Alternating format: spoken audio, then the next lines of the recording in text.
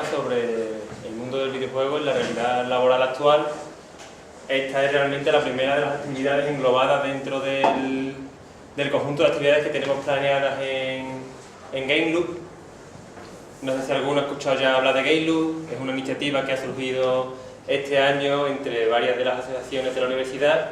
Concretamente ahora mismo estamos sobre todo colaborando gente de .NET y gente de Gumus, por lo tanto en cualquier momento podéis ir a cualquiera de las dos aulas que están ambas en el sótano si tenéis cualquier duda sobre cualquier cosa referente a la iniciativa.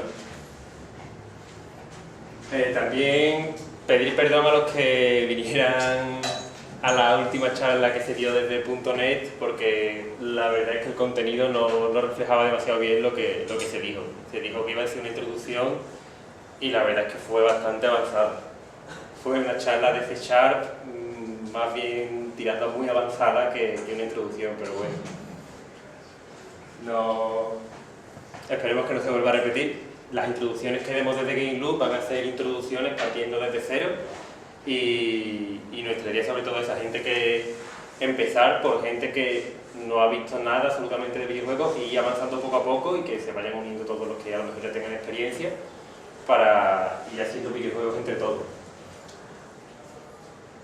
En esta charla el formato que quiero que tenga es más bien cortito, porque no quiero aburriros con una charla enorme o demasiados números. Hay números, vamos a hablar del mercado de videojuegos, va a haber números, pero no quiero que se haga demasiado tediosa. Mi idea es que sea una charla relativamente corta, vamos a tener un vídeo por medio y sobre todo me gustaría que al final, la parte de preguntas y respuestas, pues que preguntaseis sin miedo cualquier cosa, que si pensáis que es una duda tonta, no pasa nada, se pregunta, que todo el mundo ha tenido, y seguramente no sea tan tonta, que muchas veces piensa, no lo voy a preguntar, preguntarlo que la mitad de la gente se lo está preguntando y callándose por miedo a preguntarlo. Así que empiezo. Lo primero, hablar sobre la industria del videojuego en relación al resto de industrias del mundo. La industria del videojuego es muy atractiva ahora mismo como campo laboral porque durante la crisis es una de las que menos lo ha sentido, con diferencia. O sea, todas han bajado las ventas, pero comparado con el resto de industrias, la industria del videojuego es la que menos ha sentido la crisis y la que más rápido ha salido del bache, porque la gente no ha dejado de consumir ocio y la gente que se ha quedado sin dinero y demás, pues quiera que no, siempre gasta algo en ocio y el ocio no es una cosa de la que la gente que recorte fácilmente. No es un bien de primera necesidad, pero la gente prácticamente lo convierte en una forma de vida, ¿no?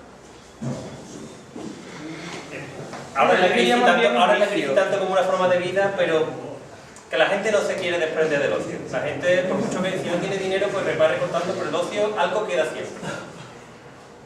Y por lo tanto es que genera empleo. Hay empresas contratando ahora mismo en Sevilla.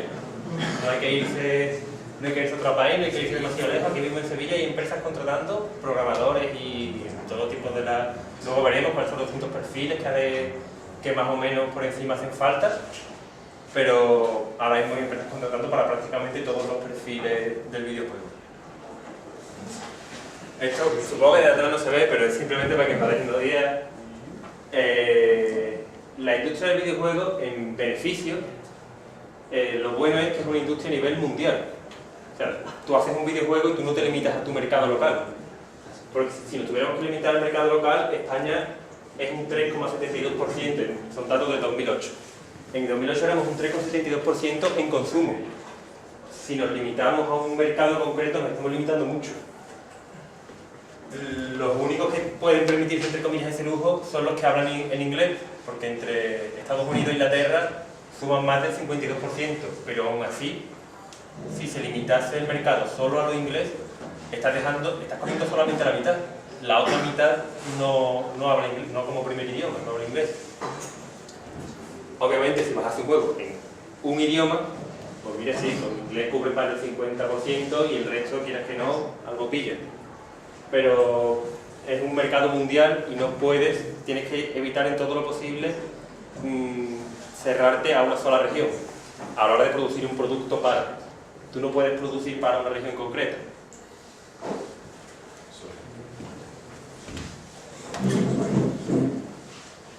Estos son los datos de Europa, los compara con Australia, la imagen no lo he hecho yo. España y Iberia junto con Portugal tiene 1,9, prácticamente 2 billones de dólares. Estos son también datos del 2008. Si lo ves, es un mercado relativamente pequeño, con Francia, que solamente Francia tiene 4,2. Aquí no sale Italia, Italia tiene incluso menos que Iberia. Italia tiene, creo que estaba en torno al 1,5 y se ve que el Reino Unido se desmarca. Por lo tanto, ¿sí? Billones americanos, ¿entiendes? Billones americanos. Sí, billones americanos, son billones americanos. Un billón americano para... Mil millones. Estos son 1000 millones, no 1 millón de billones.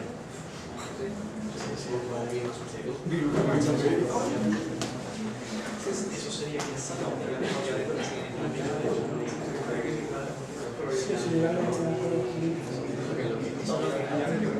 es el consumo, eso es lo que se gasta. Ahora, estas son unas estadísticas a la hora de hacer videojuegos. A la hora de hacer videojuegos, el tópico que se tiene de por el videojuego es un adolescente que está todo el día encerrado en su casa y nada más que juega videojuegos y además son todos un adolescente, no hay chicas. Es mentira, el porcentaje de mujeres es 45%, casi la mitad. ¿Qué más le va a pedir? No hay 50, pero más o menos. Y la edad media del jugador es 30 años, ni es adolescente, pero ni de lejos, la edad media es de 30 años. Esto es sobre todo desde que empezaron a difundirse los juegos casual, porque los juegos casual apuntan sobre todo a hombres de unos 40 años.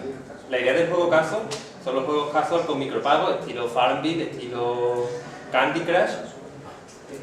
La idea que tienen en mente los desarrolladores al hacer este tipo de juegos muchas veces, la mayoría de las veces, es un hombre de unos 40 años que tiene trabajo, que tiene una estabilidad económica, que está trabajando X horas por la mañana, llega a su casa por la tarde, cuando llega a su casa se quiere relajar, se pone el juego casual, el que sea que esté pensando el desarrollador, y esa es la persona que jugando a ese juego casual se gasta el dinero luego en los micropagos. Obviamente luego hay un montón de personas que juegan de todas las edades, pero la mayoría no gasta nada, no se gasta 1 euro en un juego de Facebook. No sé, ¿cuántos de vosotros habéis gastado algo de dinero en un juego de Facebook? Nadie. Nadie se ha gastado 1 euro en un juego de Facebook. Un hombre de 40 años que tiene dinero y lo que está es aburrido y está jugando al Candy Crush y se está pasando los niveles y llega un momento dado que se queda atascado, saca la tarjeta, a la mierda del nivel, yo lo que quiero es relajarme. Y ya está, no tiene más problemas. De hecho, en los juegos con micropagos hay dos vertientes, hay muchas formas de pensarlo, pero ahora mismo hay dos corrientes principales. ¿El qué? Los MMORPG también tienen micropagos algunos. También, y eso, de hecho, también siguen las corrientes que voy a explicar ahora. Son dos corrientes sobre todo que se están siguiendo ahora a la hora de hacer juegos casual con micropagos, que son, o bien, el Pay to Win, que es la que más se usa en los MMO, es un juego multijugador, pues si no pagas vas a ser peor que el resto. La gente que está jugando y que le gusta el juego y que está ahí y lo que quiere es ser mejor que el resto, paga, se compra la mejor espada, la mejor armadura, el mejor escudo y a la mierda. Y le da igual gastarse 5 euros un día, 5 euros el otro, al cabo de un año no sabe cuánto dinero se ha gastado. La otra forma es la forma a la que apelan más los juegos del estilo Candy Crush y demás. Son juegos que tienen la curva de dificultad muy estudiada, son muy fáciles al principio, van subiendo de dificultad poco a poco, pero luego llega un momento en que tiene picos. Llega un momento en que tú te pasas 5 niveles y llegas a uno que no eres capaz de pasarte. La dificultad se dispara de repente, de un nivel para otro. Lo que buscan es frustrar al jugador. El jugador llega a un nivel, se frustra, no puedo pasarlo, esto es imposible, no hay manera, esto no me lo voy a pasar, paga y se lo pasa. Son las dos formas que tienen ahora mismo. Por eso apuntan a gente mayor, no a gente joven, porque la gente joven no se puede permitir los micropagos. Los micropagos son a la larga más caros que los pagos únicos. El mercado a nivel español, esto es un poco lo que les recapitulando lo que he dicho antes, el mercado a nivel español es muy pequeño.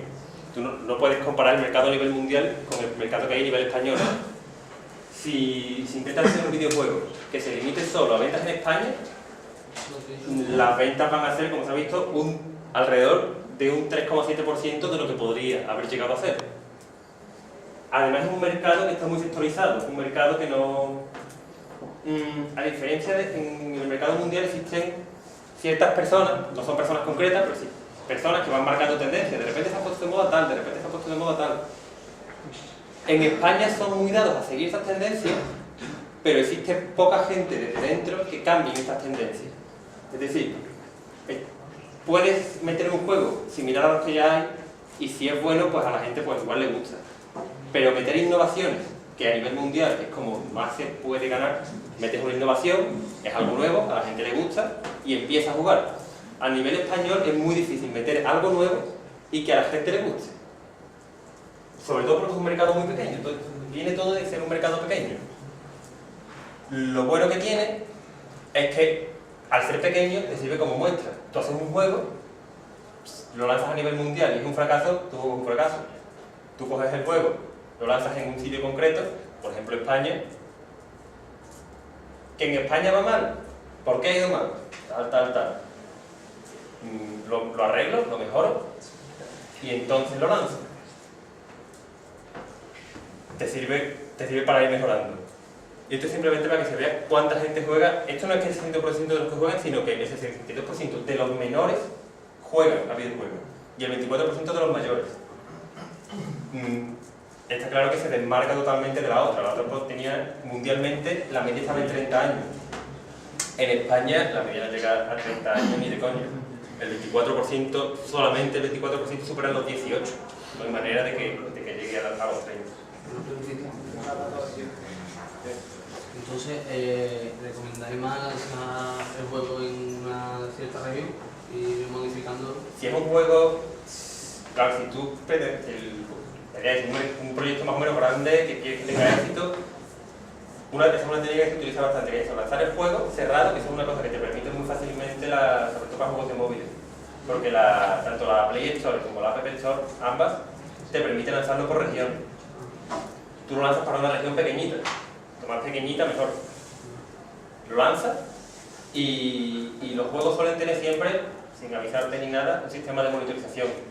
En qué haces clic, cuánto tiempo juegas, cuántas veces juegas, si has comprado, cuánto tiempo llevas jugando, cuánto compraste, qué compraste, todo, un montón de datos, sin tú saberlo, en todos los juegos prácticamente se están recogiendo y se envían. Todos esos datos los reciben. Mira, pues lo hemos lanzado en España y en España hemos visto que después de jugar nivel 3, la gente dejaba de jugar. Vamos, mira, nivel 3, no puede pasar al nivel 3. Cuando un juego a la primera, es muy difícil hacerlo bien, todo el mundo comete errores, nadie es perfecto, tú lo haces para tener fallos. Esto te sirve para corregir esos fallos. Lo vuelves a lanzar y cuando lo lanzas a nivel mundial, está bien a la primera. Al lanzarlo a nivel mundial bien a la primera, al lanzarlo hay un pequeño efecto boom, acaba de aparecer, puedes aparecer en la lista de nuevos de la Play Store, de la App Store. Si en ese momento el juego está mal, tiene fallos notables, llega la gente, te pone malos comentarios, te pone una estrella, el juego se viene abajo. Es muy difícil relanzarlo de nuevo. Si en el primer momento va bien, es mucho más fácil. Esto es un poco la evolución en España. Como se puede ver, ha caído. Esto es del dato del 2010 y el 2011. Y esto es un dato del 2011 todo. Como se puede ver, ha caído, pero la verdad es que no ha caído una cosa. Esto fue en pleno... prácticamente justo... El pico de la crisis era un poquito antes, pero esto es prácticamente la bajada de la crisis. Pero para hacer uno de los bajadas más fuertes de la crisis, son bajadas relativamente pequeñas. Y bueno, eso con respecto a Italia. Italia tiene una minita más en este año. Italia este año ha caído por debajo de España, ahí tiene un poquito más que España. Ahora vamos a ver un vídeo. Un vídeo que quiero enseñar sobre cómo está el mercado del videojuego a nivel andaluz.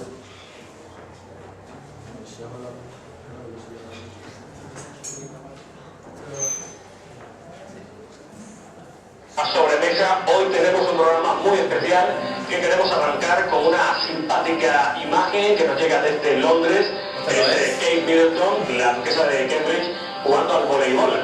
Y ya está perfectamente en forma, con su gran figura de siempre, después de haber dado a luz a su primer hijo, a Jorge.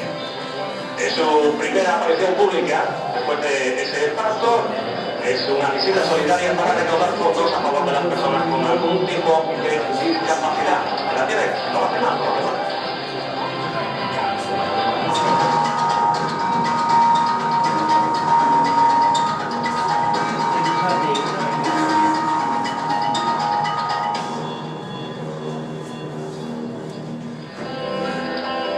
Sepan que España es el cuarto país de Europa que más dinero gasta en videojuegos, más de 822 millones de euros el año pasado. Pero es que Andalucía es la comunidad de España que más dinero se gasta en videojuegos, unos 118 millones de euros, eso también el año pasado, más que Madrid o por ejemplo más que Cataluña. Pero no solo se consumen videojuegos aquí en Andalucía, es que también los creamos o participamos en su creación. Hay mucho talento andaluz en los videojuegos más famosos del mundo. Por tierra, por mar,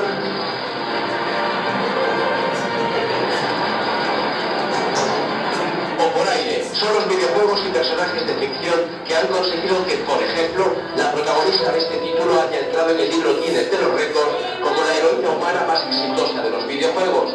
Pero todo tiene un antes, así que empecemos por el origen de los orígenes. Cuando hablar de un videojuego era eso, una ficción. Solo uno, bueno, ha muerto uno, tiene una muy buena armadura. ¿Me han matado un elfo? Te ha matado un elfo, un alto elfo. Ahora seguimos. La gente dirá, ¿qué estamos haciendo? Porque los años estoy jugando aquí en Games Workshop, que es una tienda que hace miniaturas, juegos de estrategia. Pero de aquí de estos juegos de estrategia físicos han partido muchos videojuegos. En Japón y Estados Unidos, pero también en Andalucía. Y tomen nota, Bravo Game Studios es una de ellas. Comenzó hace tan solo 3 años, trabajan 15 personas, la media de edad unos 27 años y comenzaron con juegos para móviles, pues en la actualidad con más de 30 millones de descargas para móviles también los han fichado desde importantes estudios de Hollywood. ¿Cómo se fija Hollywood en unos chavales que estés currando aquí en Luis Bototo en Sevilla? Pues gracias a los canales de distribución digital. Actualmente cualquier grupo de chavales, cualquier grupo de amigos desde su casa pueden crear productos, pueden crear juegos y distribuirlos al mundo entero y que el mundo entero pueda ver su talento y mucho esfuerzo. Gracias a eso, 30 millones de personas de todo el planeta usan ya sus móviles para entretenerse o relajarse con sus videojuegos, talento y esfuerzo que se ha visto compensado en tan solo 3 años. Beneficios para el corazón. Ahora mismo no puedo hablar, porque hay un tema bastante candente y volvamos a recibir inversión del extranjero. Japón. Además, hace una semana estuvo aquí el grupo fundador de Sega, vino a vernos. Eso pasa pocas veces en la vida, pero vivís cuántas personas de Sega. Actualmente nos va bien, vivimos 15 personas más o menos, pero esperamos vivir muy bien dentro de poco y además estamos contratando. ¿De qué va este videojuego? Es un juego de coche de carreras de radio controlada. Sí, contratan y no solo eso, también dan el primer empujón intelectual, económico, o sea, del tipo que sea, a todos aquellos soñadores andaluces que quieran dedicarse a la industria del videojuego. Llevan tiempo haciéndolo y lo hacen por una razón muy clara. Ver que tu producto llega a millones de personas, eso ayuda muchísimo. Te hace dormir muy bien, la verdad. Y esto de Greenbow, Alabama, esto que está tan cerrado herméticamente, esto es un proyecto que estamos haciendo por uno de los grandes estudios de Hollywood y de esto no puedo decir que nada más.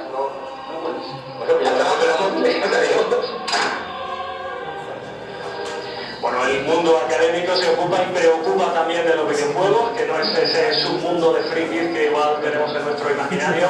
La prueba es Luis Navarrete, que es profesor de la Universidad de Sevilla, de la asignatura Guión de Videojuegos y Ficción Digital y coordinador del aula de videojuegos. Además, vais a poner ahora en marcha un máster, si no me equivoco, Luis. Sí, buenas tardes. Efectivamente, mi asignatura Guión de Videojuegos y Ficción Digital desemboca en la creación de un área de videojuegos que yo creo que es pionera en Andalucía, en la Universidad Andaluza al menos, y que estamos llevando a cabo bastantes iniciativas muy interesantes.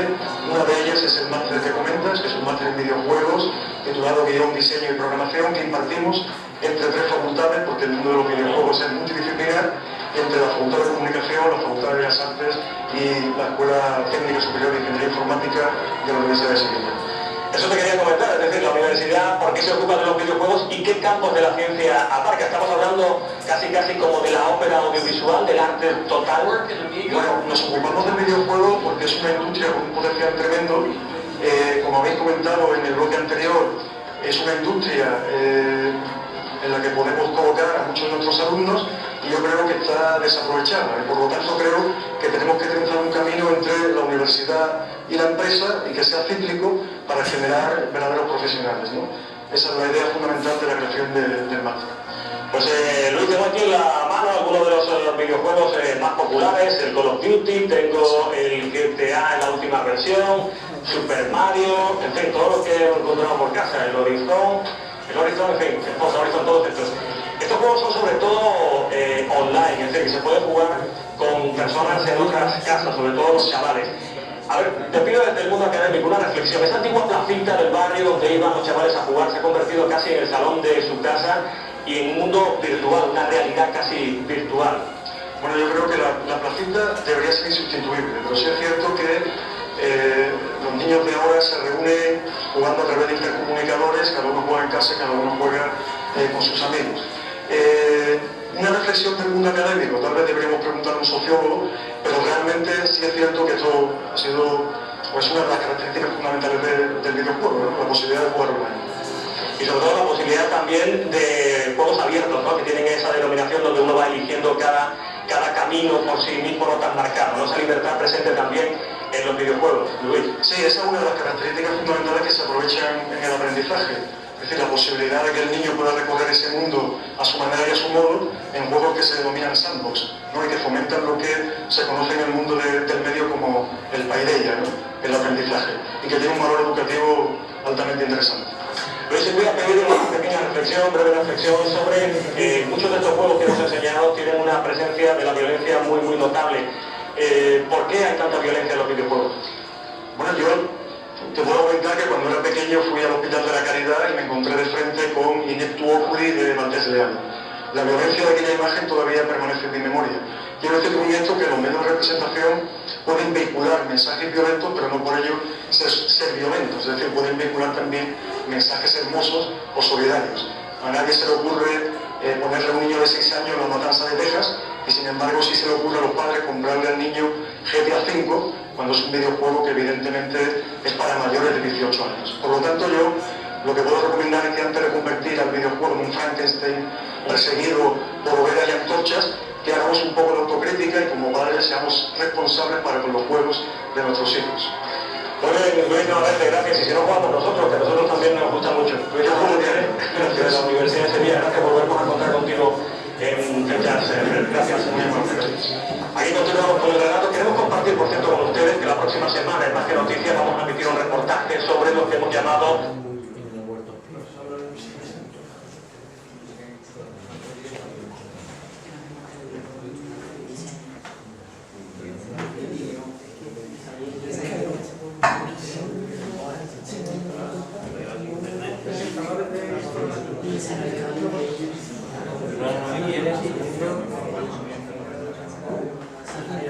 ¿Alguien tiene alguna pregunta del vídeo?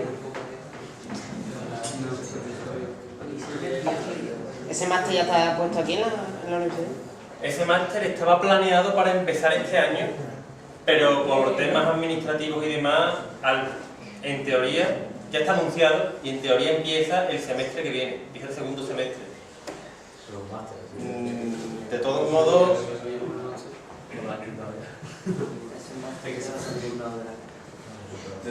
si queréis hablamos de ese máster en privado. Antonio, una pregunta. ¿Ese máster nos convertirá a nosotros como programadores y desarrolladores del videojuego? No. ¿Ese máster en concreto o un máster? Ese máster en concreto. Ese máster en concreto tiene una ventaja, no sé exactamente qué asignatura da. Tiene un profesor que es Javier Cantón. Javier Cantón fue alumno de esta escuela, fue miembro de .NET y es un MVP, Most Valuable Professional, de Microsoft por 10X. Es un máquina y técnicamente no sé de nadie que haga videojuegos mejor que él, a nivel técnico, a nivel de programación, a nivel de historia, a nivel de gráficos, no conozco a nadie que lo haga mejor que él. Luego tiene otros profesores que han sido elegidos con un criterio no tan acertado. Así que todavía no se han implantado, así que personalmente no lo sé. Yo esperaría el año que viene a ver los resultados de este año. Ni sabe la duración ni nada, ¿no? Es un máster de un año. Y las asignaturas, ¿sabes lo que se puede dar? Sé que tiene 2 vías, una para programadores y otra para artistas. Ambos dan guión, unos dan bellas artes y otros dan cosas técnicas de programación y demás. Pero las asignaturas concretas y demás lo tienen orientado hacia Unity como motor gráfico. Se ve como se supone, no se ha hecho todavía, creo que me ha llegado de hablar con Luis Navarrete y demás. Se ve cómo montar tu propio motor y luego como caso práctico usan Unity. La idea usa Unity, no cada uno el suyo propio.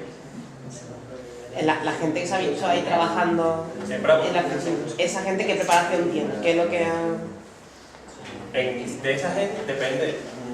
Hay gente, la mayoría son de ingeniería, la gente de programación, también se ha visto gente que está ahí de diseño gráfico, hay de la gente de diseño gráfico, la verdad no lo sé qué preparación. ¿Pero son todos con un título universitario?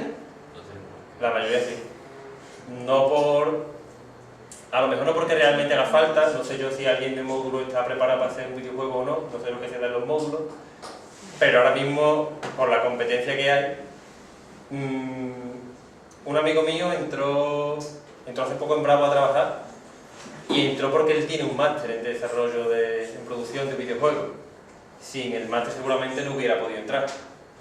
También él ha sido su primer trabajo, tampoco ha sido su primer trabajo, tiene solo 1 año de experiencia y con solo 1 año de experiencia no es tan fácil encontrar trabajo. Pero que una persona con 1 año de experiencia, que si no es por el máster no entra, que hay competencia. Eso, y a nivel de titulación, la mayoría tienen por lo menos la titulación de ingeniería informática, por eso, porque hay suficiente competencia como para que si llega alguien de módulo, llega alguien con el título de ingeniería informática, prefieren al de ingeniería informática que quieres que no, algo más sabrá, algo habrá hecho. ¿Y en otros máster te enseñan la parte tanto de informática como el diseño gráfico? El máster que tiene muy buena fama es el de la Pompeu Fabra, de Barcelona. Ese máster tiene muy buena fama, también da clases Javier Cantón en aquel máster. De hecho, Javier Cantón ya daba clases en ese máster antes de sacarse el título, estaba todavía estudiando aquí y tenía que ir 1 semanita a dar clases. Y ese tiene muy buena fama. Luego hay otro máster en Madrid que también tiene buena fama, pero no recuerdo exactamente qué universidad es. ¿No es la UCJC? Puede ser. Pero entonces ahí te enseñarían, te darían la formación suficiente para poder introducirte, porque claro, aquí en la facultad no se te ve nada de eso, nada sale... A nivel académico, aquí no hay nada. A nivel académico, en esta facultad no hay nada. Ya. Eso es lo que intentamos paliar un poco desde GameLoop, desde nuestra iniciativa. Somos gente que queríamos hacer videojuegos y nosotros en un momento dado nos fuimos en esa postura. Estoy en primero, quiero hacer videojuegos. ¿Qué tengo que hacer para...? O sea, ¿qué me ofrece la facultad para hacer videojuegos? Nada. Pues, poco a poco aprendimos como pudimos, aprendimos cómo... Claro, porque... Y ahora queremos Y todo ofrecer por eso. nuestra cuenta, ¿no? Sí, nosotros queremos... Porque si terminas la carrera y te metes, por ejemplo, en ese máster de Barcelona, te quedas igual, a lo mejor. Sí. No, el máster de Barcelona tiene muy buena fama y... Pero digo yo, si vas a entender lo que te explican allí, Sí, ¿o no? sí. Y una cosa, ¿qué lenguaje Bueno, es que es sobre otra cosa, entonces, o sea, es sobre un grado que creo que hay en Madrid. ¿Desarrollo de videojuegos? Sí, pero no sé eso hasta qué punto... Sé que también existe en Alicante, creo que es. En Valencia, por ahí sí. Pero que Había uno con Hay grados en Valencia, en Extremadura, en el colegio de Extremadura creo que hay también algunos. Y eso realmente es que como muy No los he hecho, no, pero son muy... Yo la verdad, o sea, mi hermana el año que viene entra a la universidad y ella quiere hacer videojuegos también. Y yo la verdad, cuando me pregunta, yo lo que digo es, a ver, imagínate, ahora mismo le gusta hacer videojuegos, pero son muchos años, pasa mucho tiempo, siempre mejor. Yo lo que le he recomendado a ella, personalmente, es mejor hace ingeniería informática, que además lo tiene aquí, no se tiene que ir a ningún sitio, que te da la base para poder hacer videojuegos, no te da las cosas más específicas, pero nosotros las hemos aprendido por nuestra cuenta, que se puede, y ahora, pues desde Game Loop queremos ayudar a la gente para que no tenga que hacer todo por su cuenta, que poco a poco va viendo facilidades, que haciendo ingeniería informática te puedes dedicar a eso, pero imagínate que dentro de 5 años resulta que te das cuenta que en verdad lo que te gustaba era la seguridad, pues con ingeniería informática, lo que sea, pues me dedico a la seguridad. Si haces el grado específico, hombre, si dentro de 5 años te das cuenta que no te gustaban, pues tarde, empieza de cero, sí, eso. ¿Dónde quedaría en todo esto el diseñador de videojuegos autor?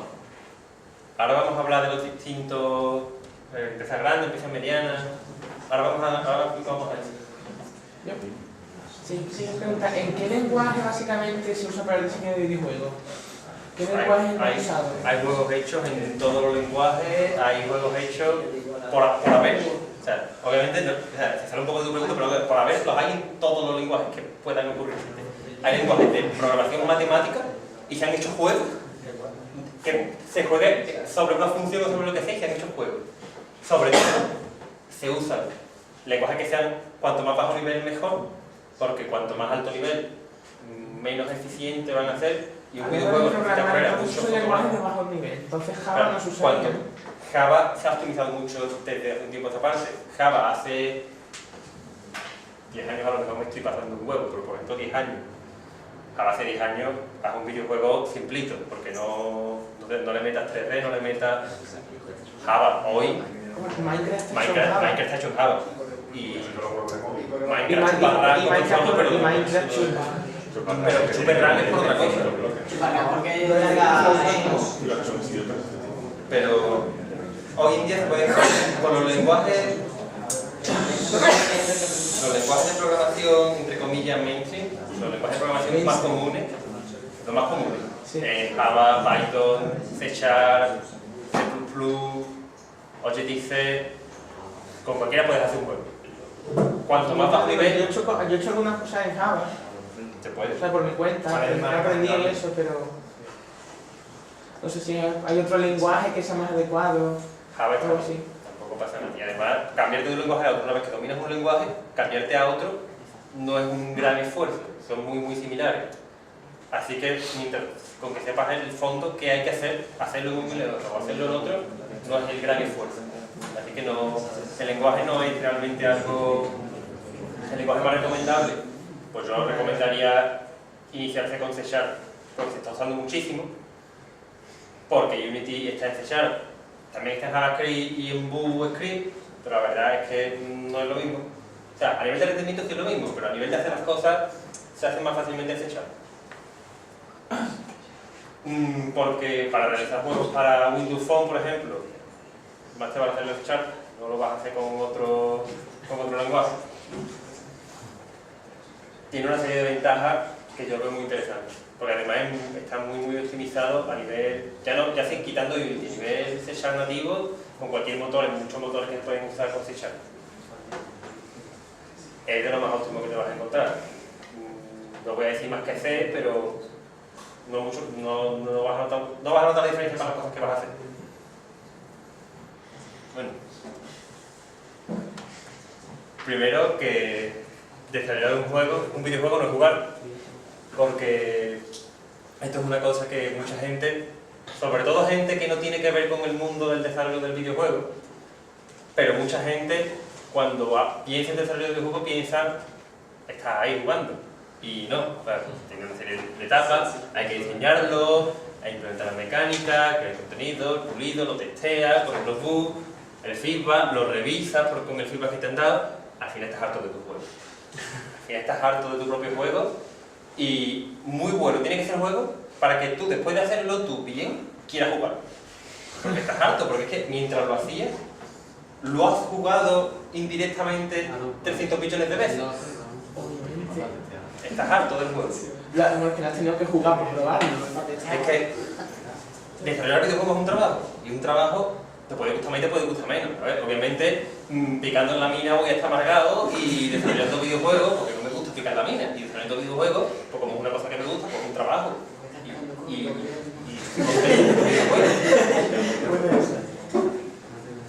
pero no es jugar, no es voy a pasármelo bien, voy a estar jugando en Minecraft o jugando a tener, no, estoy creando un videojuego y hay partes más divertidas y partes más tediosas. Las tareas dentro del videojuego las voy a ver por partes. Primero, lo que es la gestión del proyecto. Están sobre estos tres líderes, entre comillas, principales, la parte de arte, la parte de diseño, la parte de programación, y dirigiéndolo todo un poco, hay un productor. ¿Qué? ¿Que pone la pasta? No, eso es. Un productor, al contrario de lo que piensa mucha gente, que es el que pone la pasta, eso es un inversor. El que pone la pasta es un inversor. El productor, lo que pasa es que muchas veces también es el principal inversor, pero no tiene por qué. El productor, la tarea del productor es el último responsable de que el proyecto se lleve a cabo. Él es el encargado de que todo siga adelante. Si en un momento dado el proyecto se queda parado, eso no continúa, la culpa es del productor, no es de otro. Porque si estaba fallando un programador, la culpa es del productor por no cambiarlo, o por no haberle dado las herramientas, o por culpa del productor, ese programador no iba bien. La culpa suya es por no haberlo despedido, ¿no? A ver, a lo mejor es que no tenía las herramientas, a lo mejor es que no sabía por dónde. La culpa es del productor. Y si va bien, la culpa es del productor. Si el juego tiene éxito, la culpa es del productor. Es el que se lleva las patas cuando sale mal y los halagos cuando sale bien. Y una pregunta. Dime.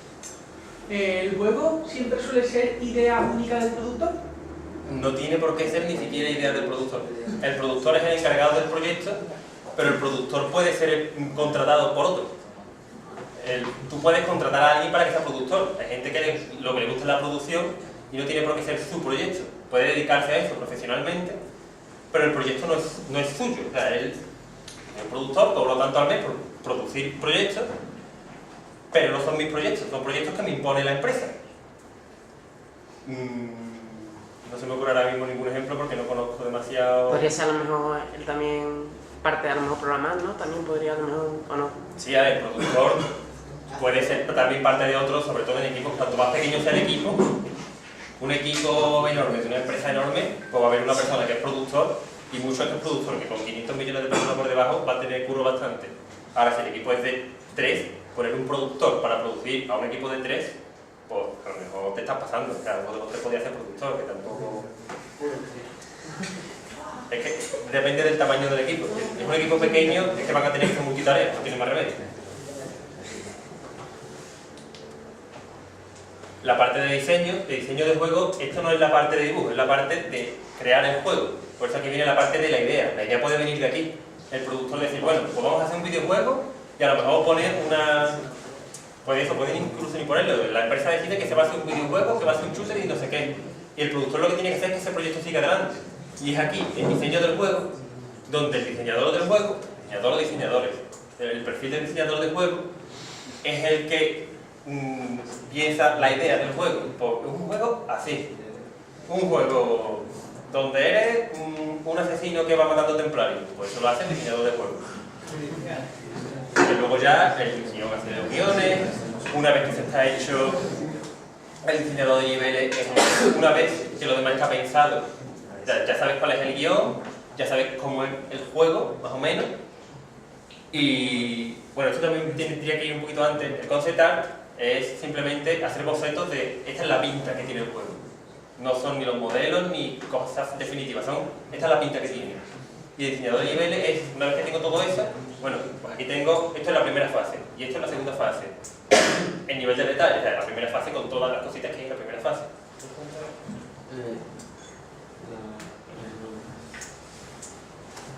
Luego la parte de arte.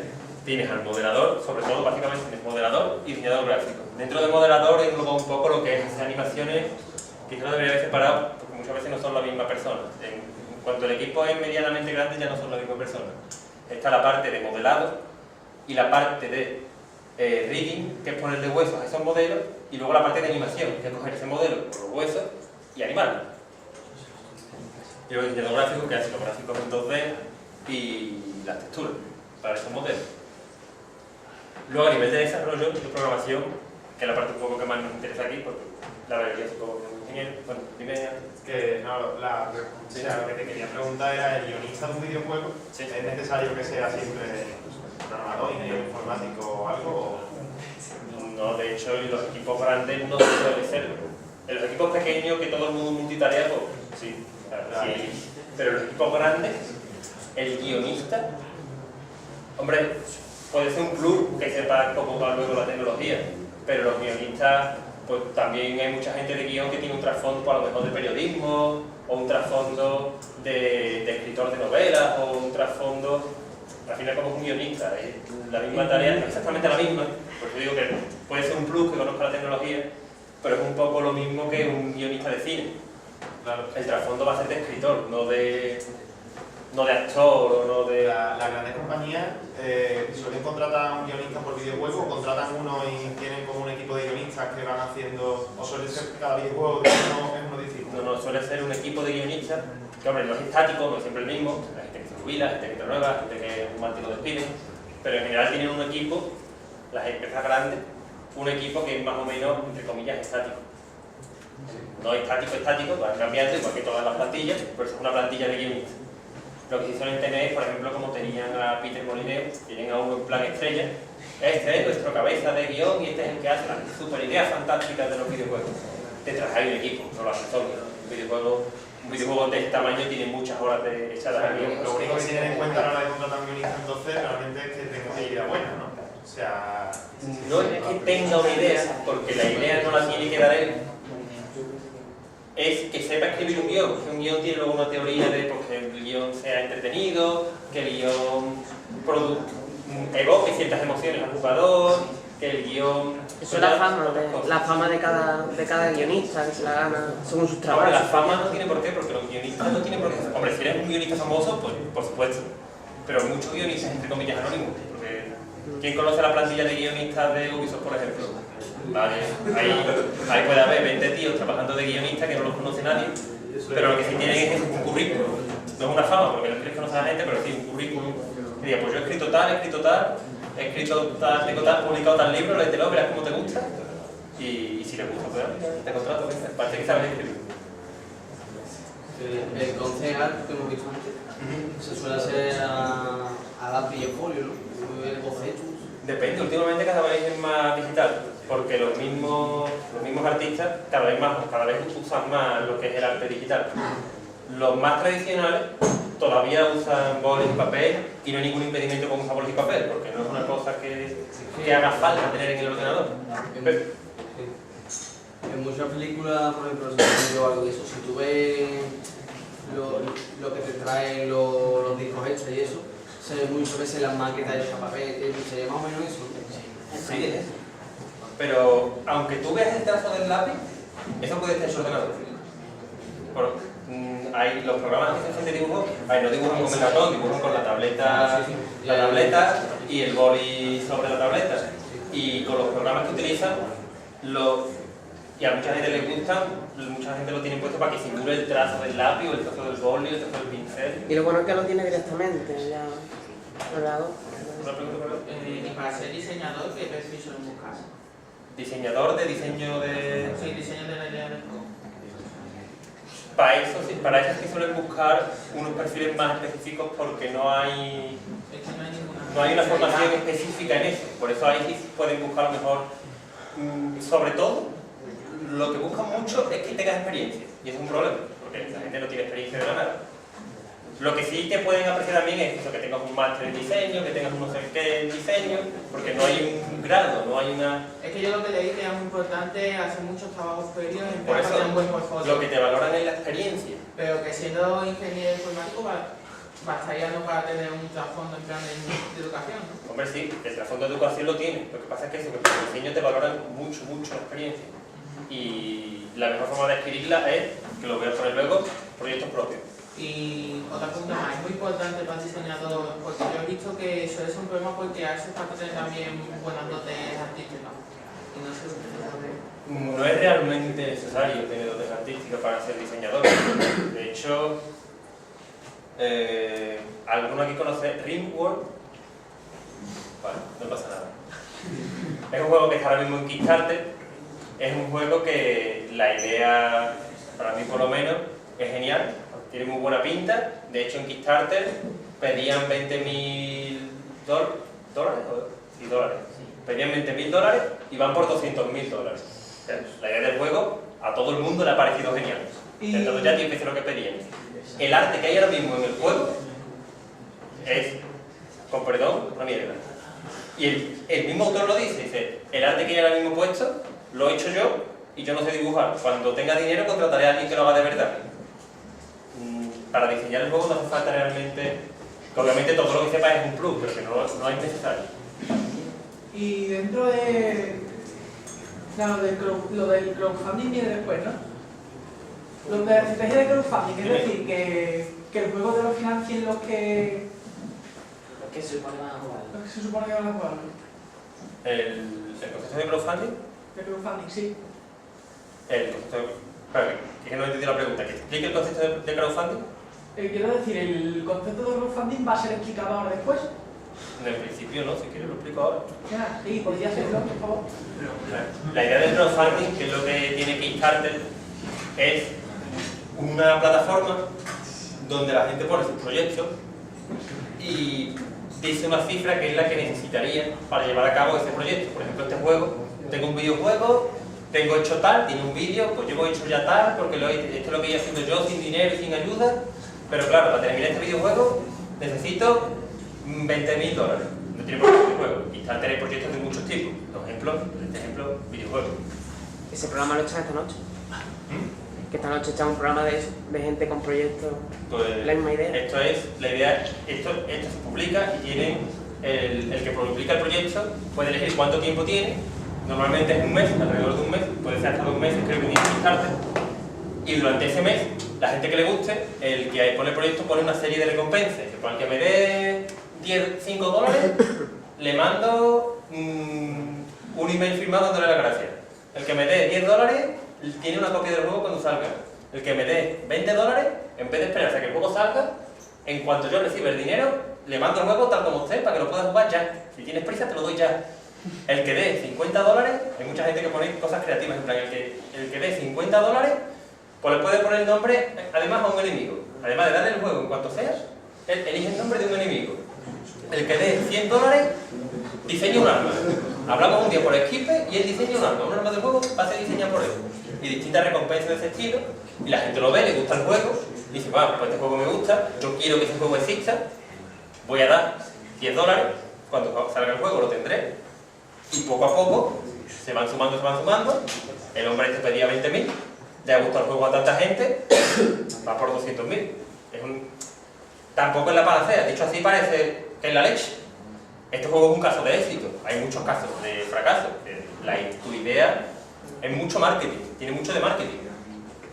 Hay muchísimos proyectos publicados al día. Todos los proyectos no llegan al gran público. Si tu proyecto no llega a la gente que debe llegar, si no tiene suficiente audiencia, si la gente no lo conoce, no puede pagar. No es la panacea, pero es una buena solución para proyectos que podrían ser un éxito pero no tienen dinero. Quería preguntar también para un amigo. Antes mencionaste que la gente del módulo tiene más código para entrar porque hay mucha competencia. ¿Qué opciones tendrían después de acabar el módulo de la superior? La mejor opción, hombre, aparte de seguir los estudios, que es la definición que hacéis, la mejor opción desde mi punto de vista sería adquirir experiencia. Y adquirir experiencia, seguramente eso, no puedes entrar en una empresa porque te van a pedir más, te van a pedir tener experiencia, pero proyectos propios. Hoy en día, con muy poquita inversión, puedes publicar un juego para Android. O sea, publicar un juego para Android cuesta 18 euros, creo que para toda la vida. Pagas 18 euros, puedes publicar todos los juegos de Android que te dé la gana. 18 euros yo creo que se lo puede permitir prácticamente cualquiera. Si alguien no puede permitirse 18 euros, no sé cómo se permite el ordenador en el que estaba programando. Y con eso ya puedes publicar juegos. Poco a poco, vas adquiriendo experiencia, el primer proyecto no será tan bueno, el segundo un poquito mejor. Si hace cosas que sean atractivas visualmente, que sean divertidas, que pues la empresa lo valora mucho luego a la hora de contratar. Bueno, los perfiles que al final nos hemos liado. Básicamente, En el desarrollo están las mecánicas del juego, es el más directo, son las cosas que pasan. Andar por una mecánica del juego, saltar por una mecánica del juego, cualquier cosa que pasa, una mecánica del juego. Lo que es simulación, que entra en lo que es física, que es básicamente un motor de física que simule en 2D o en 3D lo que es el mundo del juego. Luego están los programadores de inteligencia artificial, no tienen por qué ser siempre los enemigos. Por ejemplo, en Left 4 Dead, supongo que muchos lo sabéis, hay una inteligencia artificial que controla el juego. Es como un director del juego que está observando, pues si un jugador se queda demasiado atrás, va a aparecer un Haunter. Supongo que la mayoría habréis jugado al Left 4 Dead, ¿no? Si uno se queda atrás, pues le va a salir un Haunter y se lo va a comer. Si uno se queda de francotirador, pues lo mismo. Si se quedan todos demasiado juntos, pues van a aparecer unos cuantos boomers a ver si los pillo. La inteligencia artificial tiene muchas aplicaciones, aparte de la más directa, que es eso, es la inteligencia de cada enemigo. Las interfaces de usuario, menús y demás, y networking, todo lo que tenga que ver con conexión por internet, conexión de usuarios y demás. En los equipos pequeños, obviamente, a lo mejor hay uno o dos programadores que son hombres para todos. En los equipos grandes, pues al contrario, hay un equipo para la física, un equipo para la inteligencia artificial, un equipo para... Depende, si el objetivo es una empresa pequeña, estarán más o menos especializados.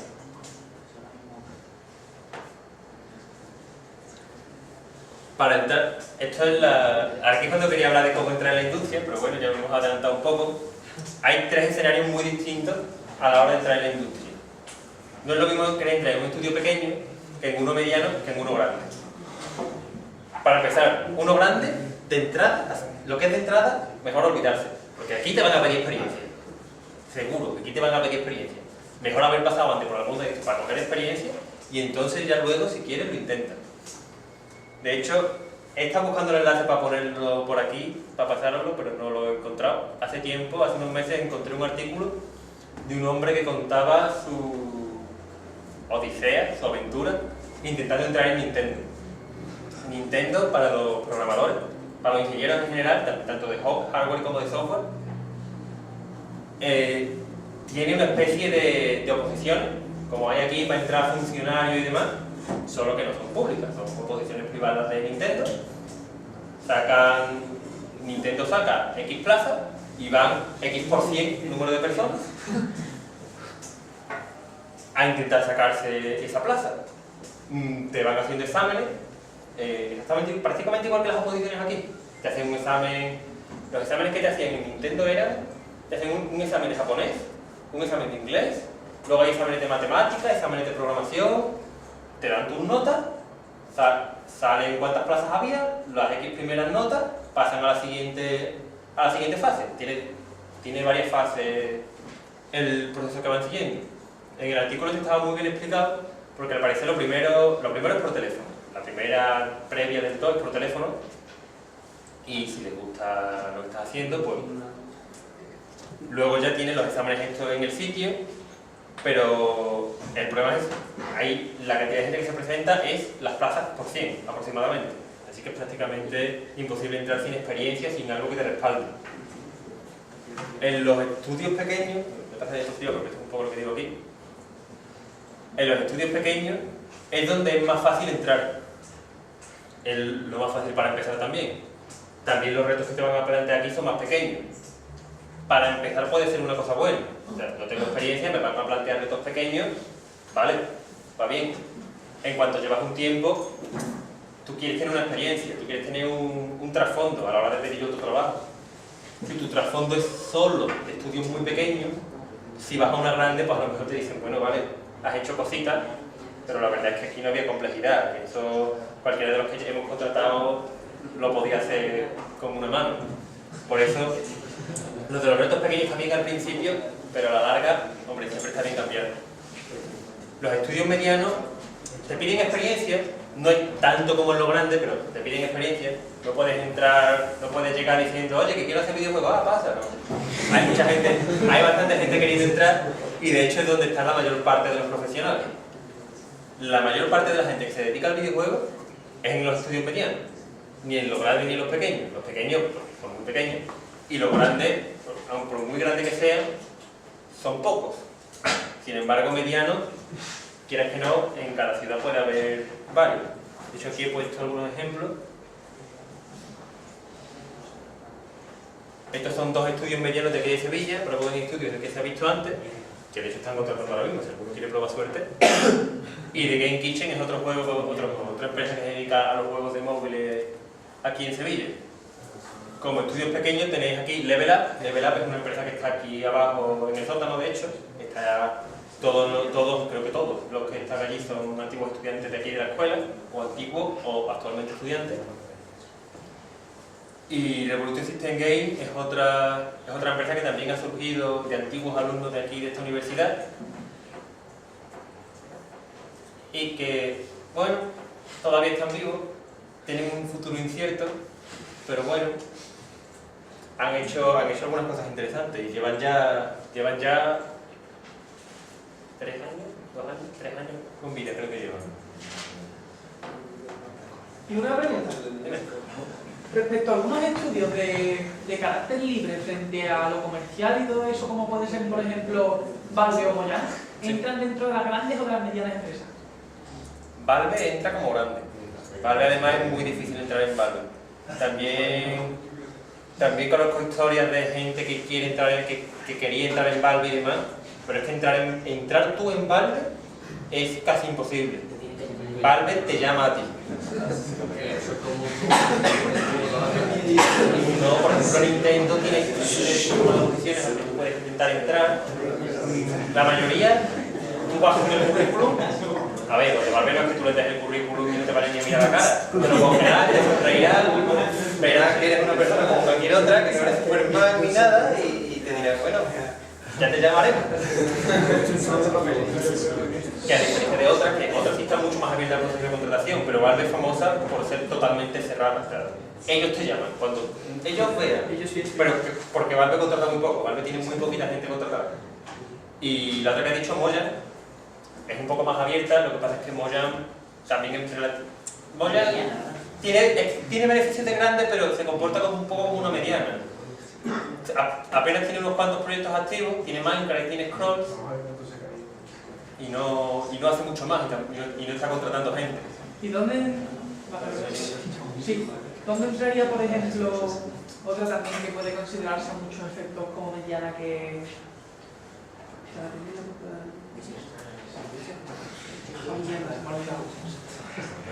En el caso de los metatesters, sí. Bueno, eso me lo he saltado un poco porque no es estrictamente desarrollo de videojuegos, pero también es una posible posición dentro del mundo de los videojuegos. Existen, aquí en España no conozco ninguna, pero creo que existe alguna en España. Existen empresas que se dedican al beta testing. Todos los que están trabajando ahí son beta testers y se dedican a lo que es el beta testing. El problema del beta testing es que también mucha gente se cree que ser beta tester es jugar. Entre comillas, sí, estás jugando, estrictamente estás con el juego, pero no es jugar. Porque además ni siquiera tienes que seguir las mecánicas. Un beta tester tiene que chocarse contra todas las paredes para ver si, por casualidad, alguna la atraviesa. Un beta tester tiene que meterse en todas las esquinas para quedarse atascado. Y si se queda atascado, pues es un beta tester. Si no se consigue quedar atascado, si no se podía, vale, pero como se pudiese quedar atascado, que es mal beta tester. No es tampoco jugar. Pero lo que digo es, o sea, sé que existe el título de beta tester, como tal, que hay algunas páginas web que ofrecen ese título de Unity, que si de beta tester, que si de guionista de videojuegos, pero realmente, siendo ingeniero informático, ya se te puede considerar beta tester, en cierto modo. Para beta tester hace falta dos cosas. El ser ingeniero informático se valora mucho en el beta testing porque conocer cuál es la arquitectura que hay detrás te da una gran facilidad para reconocer qué posibles errores puede haber. O por ejemplo, una vez estábamos, un caso pequeñito, estábamos un amigo y yo, mi amigo estaba haciendo un videojuego, y me dice, mira, no sé qué, estaba haciendo una aplicación de montar puzzles. Y me dice, ve y arrastras la pieza y si más o menos la has puesto en su sitio te la corrige automáticamente. Y yo, sí, mira, ponla allí. Estaba de la derecha, ponla allí. Mira, te la has puesto en su sitio. Yo ¿Cómo sabía si no lo había? Porque más o menos sé cómo lo ha hecho, sé que las texturas tienen el punto de origen en una esquina y por lo tanto solo estaba midiendo la distancia desde la esquina, porque esa esquina estuviera cerca, le valía, y la otra esquina podía estar a tomar por saco. Eso, lo que vengo a decir es eso. Si conoces la tecnología, te es más fácil conocer los errores más comunes y demás.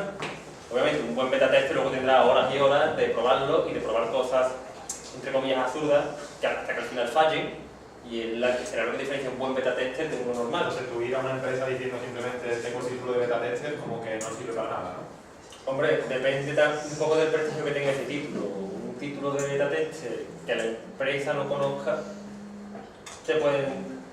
Hombre, a lo mejor te lo tienen en cuenta algo, ya dependerá de la empresa, pero te van a valorar mucho más la experiencia y que sepas qué es lo que estás haciendo. Que un poco la experiencia un poco te asegura lo otro, pero que sepas lo que estás haciendo es lo que te van a mirar.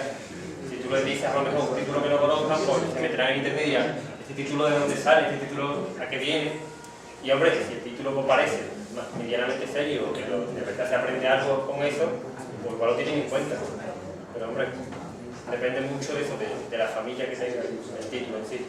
Entonces, los títulos de universidad vienen avalados por la universidad. A mí me viene cualquiera, diciendo que es ingeniero informático de cualquier universidad de Sevilla, y yo no me paro a mirar qué universidad. Yo sé que más o menos la universidad, entre comillas, se guarda las espaldas y no aprueba a cualquiera. Te exigen un esfuerzo. Si me vienes con un título de internet, o a lo mejor dudo, pero este título, yo también sé imprimirme títulos. Sí, por ejemplo, hace unos años, o sea, hace relativamente poco, 5 años, Nintendo puso un anuncio diciendo que buscaba expresamente eso, que buscaba beta tester. Claro, contrató 100 o lo que sea, ya no ha vuelto a contratar más. Pero es que la cosa esa que me llama la atención que busquen expresamente cuando Sí, no, creo que cualquier ingeniero informático. Pero es un puesto de trabajo, luego el estudio es otra cosa. O sea, el puesto de trabajo es beta tester, tu estudio puede ser ingeniero informático que acceder a ese puesto de trabajo, el nombre no tiene por qué coincidir. Digo que eso, tú eres ingeniero informático y luego pues, somos desarrolladores de videojuegos, el título no tiene por qué coincidir, y el mejor preparado para desarrollar desde el punto de vista de programar, que es el ingeniero informático.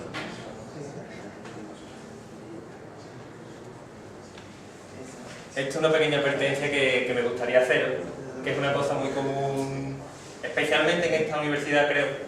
No sé yo si en esta facultad, no sé yo en las demás facultades cómo están, pero por lo que he escuchado, es algo muy típico de esta facultad, sobre todo por lo que la gente valora nuestro trabajo, que a nosotros nos ha pasado, sobre todo estando en .NET y demás, un día llega alguien, oye, sí, no sé qué, no, que tengo un proyecto que estoy